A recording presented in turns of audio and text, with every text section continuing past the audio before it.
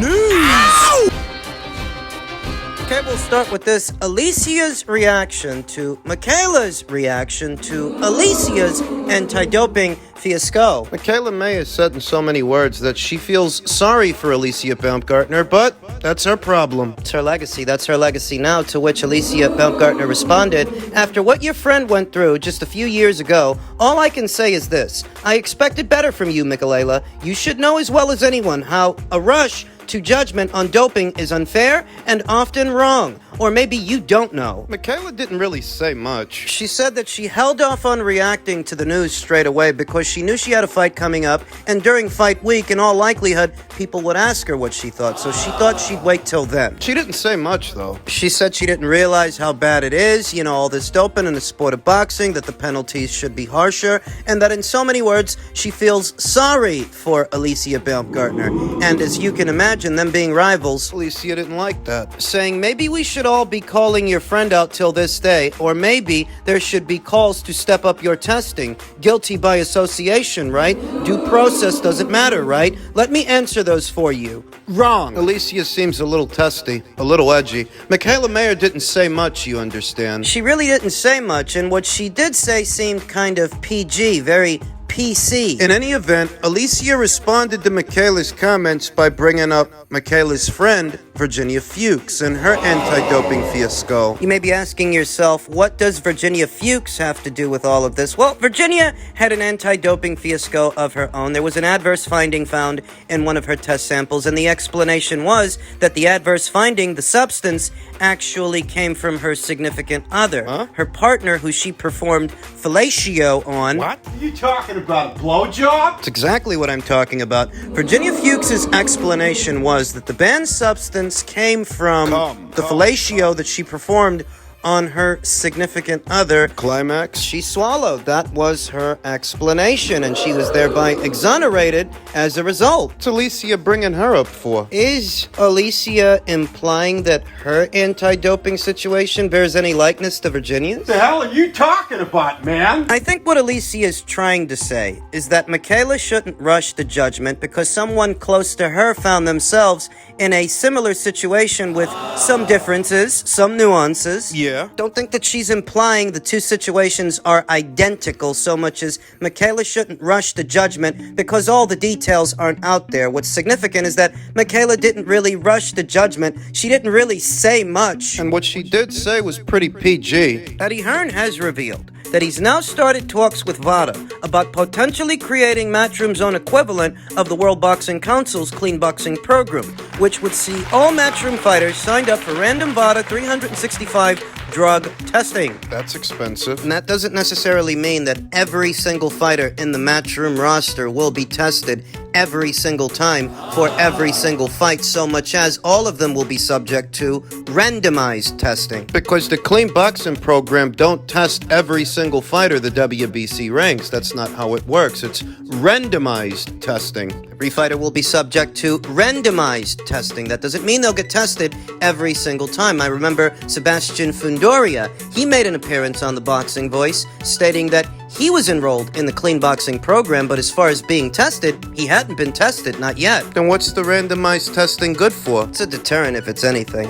Randomized testing is a deterrent. It doesn't ensure that every fighter will be tested every single time, but what it does do is elicit fear. Try to. To deter boxers from using banned substances for fear that they may be tested. And what about Alicia? Alicia's hot. I mean, what about her anti-doping scandal? What about that? Where are we in terms of Alicia clearing her name, that investigation? Everybody's been tight-lipped about it since the news broke, likely because it's a legal matter now. They're not at liberty to speak. What's gonna happen? Well, I can't tell you with any certainty that Alicia will or won't be able to clear her name. But if she's not able to, what likely happens is the sanctioning bodies, the alphabets, they might strip her of those titles. She might sit out the rest of this year, not come back until next year. Perhaps. We're looking at is a provisional suspension of perhaps a year, reduced down to 6 months, provided that Alicia cooperates with an investigation, and I think that she will, at which point she'll return at some point next year in the first or second quarter,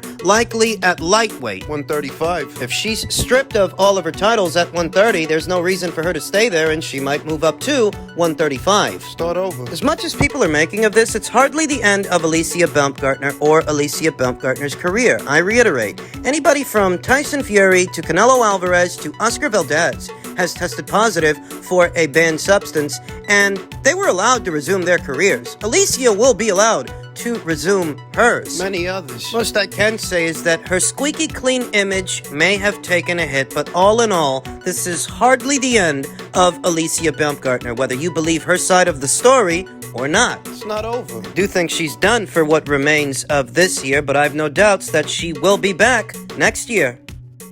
Men's heavyweight news, the continued fallout of this past weekend's fight. Frank Warren has declared that they are now working on the Alexander Usyk versus Daniel Dubois appeal. He said they have a stack of evidence and want the result overturned to a no contest, but will accept a worst-case scenario of a rematch being ordered. They had a little love-in earlier today on Talk Sport with Simon Jordan, Frank Warren, Daniel Dubois, what's often regarded now as a pro-Frank Warren channel, at least amongst boxing fans. You can imagine what that was like. You can imagine how that sounded. I can imagine. Turning a mountain into a molehill is what they're doing, because if they really are such sticklers for the rules, then Daniel should have never got that shot at Usyk to begin with. He so clearly hit Kevin Lorena after the bell, and the referee Howard Foster so clearly waved it off after the bell. You're sticklers for the rules now. You follow the letter of the law. Give me a break. What it really is that you bent the rules with Kevin Lorena. That's what you did. You bent the rules,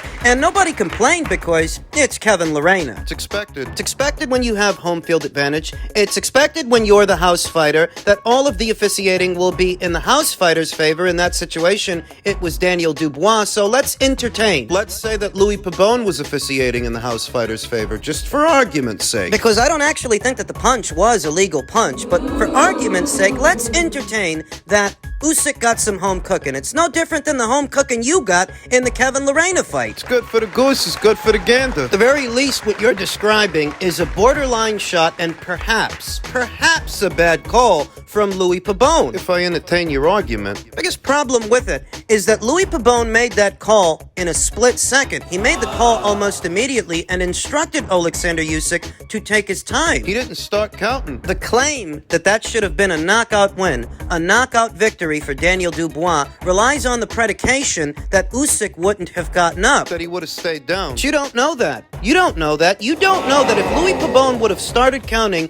Usyk wouldn't have rose to his feet and continued on and survived the round, even if it was difficult. You don't know that he wouldn't have got up. Because Louis never started to count, but he did start to count for Daniel Dubois 2 times, and on the second time, looks like Daniel chose to stay down. Daniel Dubois, who has insisted that he did not quit in his knockout defeat to Alexander Usyk. I looked at my corner, they said wait and get up. And I got up. I didn't quit. I was ready to continue. I think it was boxing scribe Adam Catterall who said it best. Is he related to Jack Catterall? No. Adam said, legal or not, Alexander Usyk was hurt. In that moment, playing the cards presented, he completely defused any potential chaos, making Dubois overthink what he should do next, which ultimately resulted in Daniel Dubois doing nothing. When the dance resumed, only one man chose the music. That was Usyk. If Daniel and Don Charles and Frank Warren have done anything effectively, it's distract people from the fact that Daniel was losing wide. He was losing that fight on the cards.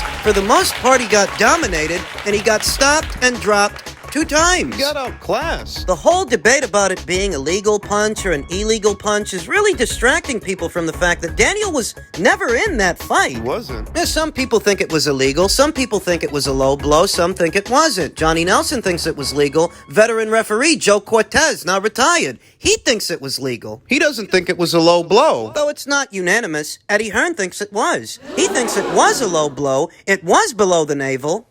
Low blow or no low blow? Again, like, I'm just going to give it to you straight, because even when I put that out on Instagram, it's like half the people are going, yeah, 100%, the other half are going, you wouldn't say that if you was one of your fighters. Probably right. Fair point. No, but listen, if I was Frank Warren, I'd your fighter's just lost. He's looking at a way to try and manoeuvre him some way. I mean, they're never going to call a rematch, but you get him back into number 1. Frank knows. Any punch below the navel is an illegal blow, right? unless the referee, when they brings them together, says, this guy's shorts are high, this is legal, which he didn't, right? Then if you punch underneath the waistband, and there is no doubt, and there's so many different angles and freeze frames, he punches up, I don't know, once the punch goes up, it's obviously higher than where it started. The bottom of the fist was, I don't know, 10 inches below the waistband. It's hit his protector. The whole fist lands below the waistband, i.e. the navel. It's nothing but an illegal blow. And I'd love to say it wasn't. And by the way, Usyk hates it to the body. And if Dubois would have landed that, I still think he would have got up, by the way, if the ref was counting. But when it landed, it was like he'd been shot. It wasn't like a body shot where you get hit to the body and take a step back and then it takes the wind out of you. It was like, oh my God, my bollocks. That's what it was like. So for me, I'm really sorry, but unquestionably a low blow. Daniel Dubois does not deserve the level of consideration he's getting. Frank is going to do what he's got to do as a promoter. Defsani's going to do what he's got to do as his mouthpiece. Say what he's got to say. Simon Jordan, He's gonna go along with it, though if you want to know what I think, then you're here, so I'll assume that you do. Daniel Dubois does not deserve the level of consideration he's getting, entertaining both sides of the argument. the other side. He was robbed of a victory over a borderline shot. At the very most, it was borderline. You don't think you're jumping to conclusions by assuming that Usyk wouldn't have gotten up if Pavone would have started counting? You say that he was on the floor for something like 2 or 3 minutes. Yeah, because Louis Pavone told him to stay down. Because Louis Pavone in a split second ruled it a low blow and instructed Usyk to take his time. That's why he was down there for 2 or 3 minutes. Say that Louis Pavone gave Alexander Usyk special consideration, no more special than what Daniel Dubois got in the Kevin Lorena fight. Don't hate the player, hate the game. If that's what you think, if you think that Louis Pavone gave him special consideration. That's what you think. If you think what I think, that it was an illegal blow, moreover, that Daniel Dubois went into that fight. He went into that fight looking to fight dirty. Some comments that he made ahead of the fight, that he means to rough Alexander Usyk up. Something about knees and elbows or whatever it takes. James Ali Bashir being in his corner and several of Daniel's shots sailing low. Those don't look like coincidences to me. It looks like he meant to do what he did. He knew he was in hostile territory. He knew that Usyk was the massive favorite, and he knew he couldn't win a boxing match against this guy, so he did what he did to make it rough and tumble. He made it dirty. Tried to, and still was losing wide on the cards. Still ended up getting knocked down 2 times. Daniel Dubois does not deserve this level of consideration for a fight that he was so clearly losing. Based on a borderline shot, at the very most, it's a borderline shot. At the most. It's a deliberate attempt to make a mountain out of a molehill to distract people from the fact that once again, Daniel quit. He gave up. That's what he did, he quit. What's even stranger about all of this is while Frank Warren says that he's in the process of appealing the outcome of that fight, he's also in the process of doing the Fury versus Usyk fight. Tyson Fury versus Alexander Usyk for the undisputed heavyweight world titles is being planned for early next year with talks still ongoing, Frank Warren has revealed. However, he insisted they will still appeal for an Usyk versus Daniel Dubois rematch. How do you do the both of those at the same time? How do you negotiate a fight between Usyk and Fury while simultaneously pushing for a Daniel Dubois rematch? One so clearly gets in the way of the other. It's either you know you're not going to get anywhere with all this Daniel Dubois stuff and you're just saying that to save face because we all saw him quit, or you're not really trying to do the Fury fight, you're just saying that, and what you'd really like is for Daniel to get a second crack at the apple. You can't be trying all that hard to do the Fury fight if you're pushing for a Dubois rematch. But don't stop there. Eddie Hearn has stated that he expects the IBF to this week officially order Alexander Usyk to defend his WBA, IBF, and WBO heavyweight world titles versus Philippe Hrgovic next. He co-promotes Hrgovic and insists he won't step aside to allow the undisputed fight with Tyson Fury. My thoughts. Alexander didn't look like he slowed down even though he's in his mid-30s. Even though he's 36, going on 37, he looked just as sharp, if not sharper than he did in the 2 Anthony Joshua fights. For me and my money, he had to labor more in those 2 fights than he did with Daniel Dubois. I'll go as far as saying that Maris Briedis, a cruiserweight, gave Alexander Usyk a better fight than those 2 aforementioned heavyweights, pushed him harder than those 2 aforementioned aforementioned heavyweights, so I still like Alexander's chances against Tyson Fury. What about Philippe Hrgovic? I feel like what happens with Philippe is contingent upon how far along they are or how far along they're not with the supposed Tyson Fury talks. Seen Philippe Hrgovic 2 times in his last 2 fights opposite the ring, 2 southpaws. Usyk would beat a third,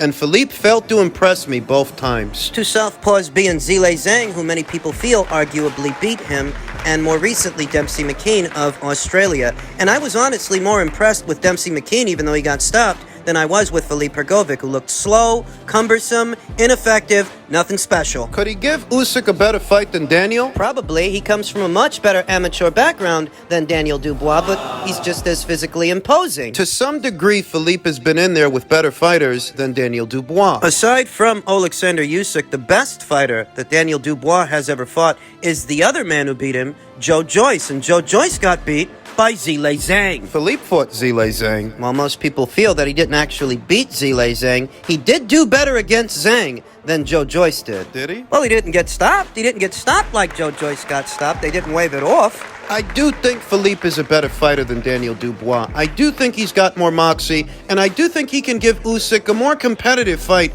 than Daniel gave him. But Usyk would still be the favorite, and I would still favor Usyk to win. I didn't see a man who's lost a step this past Saturday. He looked just as, if not better than he did with Anthony Joshua in their 2 fights. One borderline shot or one low blow, whatever you classify it in the 5th round, that doesn't take away from the fact that he dominated the bigger, younger man and stopped him. Doesn't change that. Controversy aside, mountain out of a molehill aside, Usyk looked sharp. He looked just as sharp as he's been looking in his previous fights. So I still like his chances against Fury if the fight happens in a timely fashion, and I like his chances against Philippe Hrgovic. The takeaway is that more people are going to go or try to go to Usyk's body moving forward. Philippe might try to. Because they figure he doesn't like it there, though in truth, nobody likes it to the body. Nobody likes it there. I'm not confident that we get Usyk versus Fury next. So in all likelihood, what we're going to get is Usyk versus Hrgovic at some point late this year